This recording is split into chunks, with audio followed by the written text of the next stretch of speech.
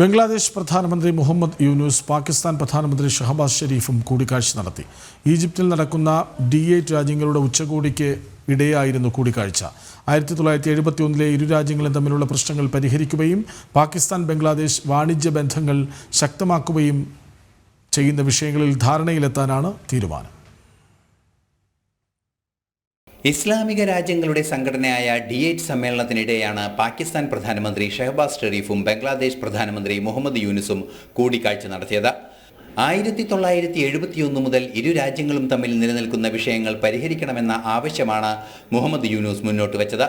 സാർക്ക് രാജ്യങ്ങളുടെ പുനഃസംഘടന നടപ്പാക്കണമെന്ന ആവശ്യം ഷഹബാസ് ഷെരീഫും മുന്നോട്ട് വെച്ചു. G8 രാജ്യങ്ങൾക്കിടയിൽ വാണിജ്യബന്ധം ശക്തമാക്കുന്നതിന് തീരുമാനവും സമ്മേളനത്തിലുണ്ടായി. നേരത്തെ ബംഗ്ലാദേശ് G8 സംഘടനയിൽ അംഗമായിരുന്നുവെങ്കിലും കാര്യമായ ഇടപെടലുകൾ നടത്തിയിരുന്നില്ല. മാറിവരുന്ന സർക്കാർ തുടരുന്ന തീവ്ര നിലപാടുകളുടെ തെളിവ് കൂടിയാണ് പുതിയ സംഭവ വികാസങ്ങൾ.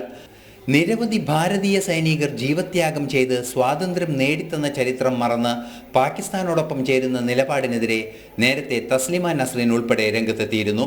ബംഗ്ലാദേശിൽ നടക്കുന്ന ന്യൂനപക്ഷ പീഡനത്തിനെതിരെ ശക്തമായി പ്രതികരിച്ചതിൻ്റെ പേരിൽ ബംഗ്ലാദേശ് വിടേണ്ടി വന്ന സാഹിത്യകാരിയാണ് തസ്ലിമ നസ്രീൻ.